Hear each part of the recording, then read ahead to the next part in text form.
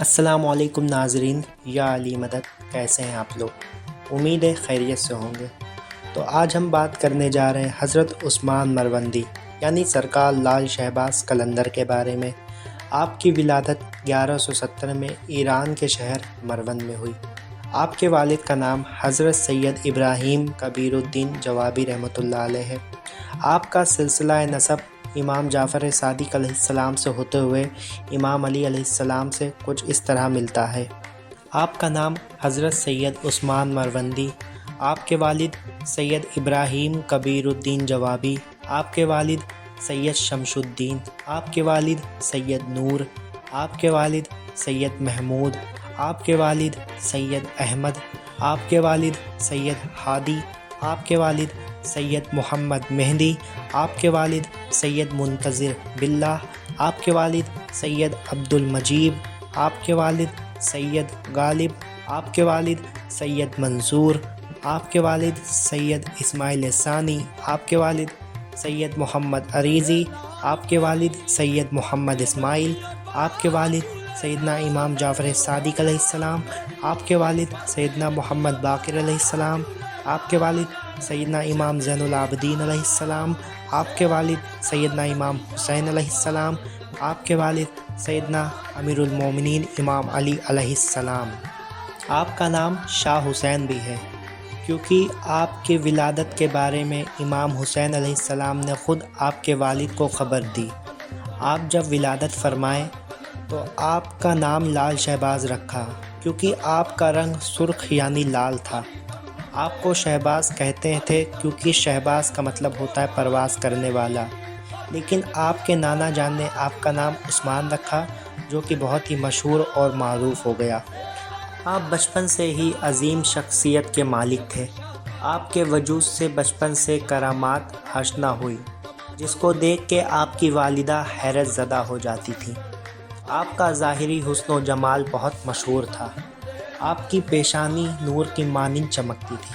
محض 7 سال کی عمر میں آپ نے قرآن حفظ کر لیا اور لوگوں کے سوالوں کے جواب آپ قرآن کی آیتوں سے دیا کرتے تھے۔ جب آپ 12 سال کے ہوئے تو آپ اپنے دوست کے ساتھ باہر نکلتے اور کانٹوں کے درخت میں جا کے دھمال بجواتے تھے اور وہ دم مست قلندر کہتا تھا اور آپ علی علی کیا کرتے تھے اور کانٹوں کو جسم پہ مارتے تھے جس سے آپ کے جسم سے خون بھی نکلنے لگتا تھا۔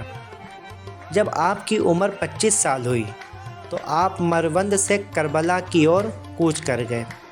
وہاں پہ آپ کی ملاقات سید بابا ابراہیم سے ہوئی جن کی صحبت آپ نے 10 سال تک کربلا میں اختیار کی اور آپ کربلا میں جھاڑو لگایا کرتے تھے۔ جب آپ 35 سال کے ہو گئے تو آپ نے حج کرنے کا ارادہ بنایا اور آپ حج کرنے گئے۔ حج کے ارکان ادا کرنے کے بعد آپ روضہ رسول پہ بحیثیت مجاور بن کے زندگی بسر کرنے لگے۔ وہاں آپ کی ملاقات شیر شاہ سے ہوئی۔ آپ دونوں کافی عرصے تک رسول خدا کے روضے پر جھاڑو دیتے رہے اور نبی پاک کے سائے میں زندگی بسر کرتے تھے۔ آپ حرمین شریفین کی زیارت کرنے کے بعد نجف اشرف کی طرف کوچ کر گئے۔ تب آپ کی عمر 41 سال تھی اور وہاں بحیثیت خادم آپ نے اپنی زندگی بسر کی۔ پھر آپ کو بشارت ہوئی کہ آپ کربلا معلیٰ کی طرف روانہ ہو جائیں۔ وہاں آپ کے بابا حضرت سید کبیر الدین جوابی رحمۃ اللہ علیہ آپ کے دیدار کے مشتاق ہیں اور وہاں سے طریقت کا امر میسر ہوگا، تو آپ روانہ ہو گئے۔ کربلا پہنچ کر بابا کے قدم بوسی کی اور آپ سے قلندری سلسلے کے حوالے سے عرض کیا۔ آپ کے بابا نے کہا، ہم اس عرض کو دربار حسین میں ضرور پیش کریں گے۔ ابھی کچھ ایام گزرے ہی تھے کہ آپ کے بابا نے آپ کو مبارکباد دی اور فرمایا آپ کا عرض دربار حسین میں قبول ہو چکا ہے۔ ہماری منزل آسان کرنے کے بعد بر صغیر کی طرف روانہ ہو جانا۔ وہاں ہمارا طالب ہے شاہ حسین نام کا، وہاں سے اپنی امانتیں اکٹھا کر کے اللہ کے دین میں مصروف ہو جانا۔ حضرت ابراہیم کبیر الدین جوابی رحمۃ اللہ علیہ دار الفنا سے دار البقاء کی طرف رخصت ہو گئے اور آپ نے انہیں غسل و کفن دینے کے بعد روضہ حسین کے صحن میں تدفین کر دیا، جو آج بھی موجود ہے۔ پھر آپ نے اپنا سفر شروع کیا۔ سب سے پہلے آپ کولہاپور شہر آئے، جہاں آپ کی ملاقات سید جمال مجرد سے ہوئی۔ سید جمال مجرد نے آپ کا نور دیکھ کر کہا، آپ لالوں کے لال ہو، جو میرے پاس فقیری امانتیں امام زین العابدین علیہ السلام سے پشت در پشت پہنچی ہیں، وہ آپ مجھ سے لے لیں۔ اس میں امام زین العابدین علیہ السلام کا توپ بھی شامل تھا، جو حضرت جمال نے گلے سے اتار کر حضرت شہباز کو عطا کیا، اور آپ نے اپنے گلے مبارک میں پہن لیا اور پوری زندگی اس پتھر کو اپنے گلے سے لگائے رکھا، جو آج بھی آپ کی تربت کے سرہانے موجود ہے۔ اس کے بعد آپ نے اپنی زندگی بر صغیر میں رہنے والوں کی اصلاح میں وقف کر دی، اور حضرت غازی عباس علمدار علیہ السلام کا علم اپنے کاندھوں پہ اٹھائے اس شہر سے اس شہر جایا کرتے تھے۔ اس کے بعد بہت سے گاؤں اور قبیلوں کی اصلاح آپ اپنی کرامات اور حسن اخلاق کی بدولت کرتے رہے۔ بہت سے فقیر اور مریدوں کو مختلف بستیوں کی طرف بھیجتے رہے۔ اس دور میں سندھ میں بدترین ریاست موجود تھی، جس کے راجہ کا نام جربت راجہ تھا۔ اس کی حکومت میں انسان ایک دوسرے پر ظلم کرتا اور خوش ہوتا۔ اللہ کا حقوق مذاق کے سوا کچھ نہیں تھا۔ جب آپ کو معلوم ہوا تو ایک فقیر کو بھیجا، کہا تم اللہ کے دین کی تبلیغ کرو، جو اللہ کے بندوں پر ظلم کرتے ہیں ان کی اصلاح کرو، تم جلد مجھے وہاں پاؤ گے۔ بزرگوں سے روایت ہے کہ سرکار قلندر سے پہلے کافی ولی اصلاح کرنے آئے تھے۔ وہاں کے لوگ سب کا مذاق اڑاتے اور نیک اور صالح لوگوں کو قتل کر دیتے۔ بہرحال آپ کے فقیر نے آپ کے فرمان پر لبیک کہا اور سہون کی طرف روانہ ہو گئے، اور وہاں پہنچ کر کوشش کرتے رہے، لیکن تمام کوششیں ناکام کی ناکام ہی رہی۔ ہمیشہ کی طرح بوتلے بہر کو بھی قتل کر کے ٹکڑے ٹکڑے کر دیے گئے۔ بعض فقیروں کا اتفاق ہے جس دن بوتلے بہر کا قتل ہوا، حضرت شہباز اسی دن سہون شریف میں داخل ہوئے اور پہنچ کر اپنے فقیر بوتلے کو آواز دی۔ ابھی تیسری بار بوتلے کو بلایا ہی تھا اور بوتلے فقیر اللہ کے سچے عاشق کی آواز سن کر لبیک کہہ کے حاضر ہو گیا۔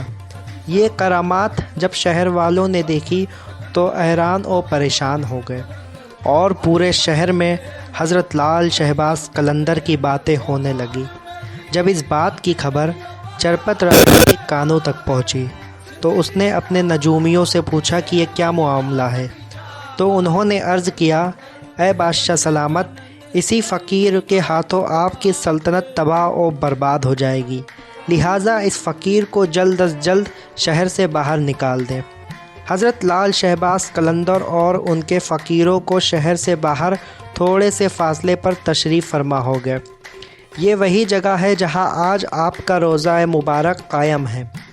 حضرت لال شہباز قلندر بار بار چرپت راجہ کی طرف اللہ کے دین کا پیغام بھیجتے رہے اور ریاست کے لوگوں کو اصلاح کرنے کی کوشش کرتے رہے، لیکن وہ نافرمانی کرتے رہے اور اللہ کے دین کا مذاق اڑاتے رہے اور اللہ کے نیک اور صالح بندوں کا مذاق اڑاتے رہے۔ اسے دیکھ کر حضرت لال شہباز کو جلال آ گیا اور فرمایا، اگر تم لوگوں نے انسان ذات پر ظلم کرنا ختم نہیں کیا اور اللہ کے دین کا مذاق اڑانا بند نہیں کیا تو عنقریب اللہ تمہاری قوم پر عذاب نازل کر دے گا۔ لیکن سب کے سب مذاق اڑاتے رہے۔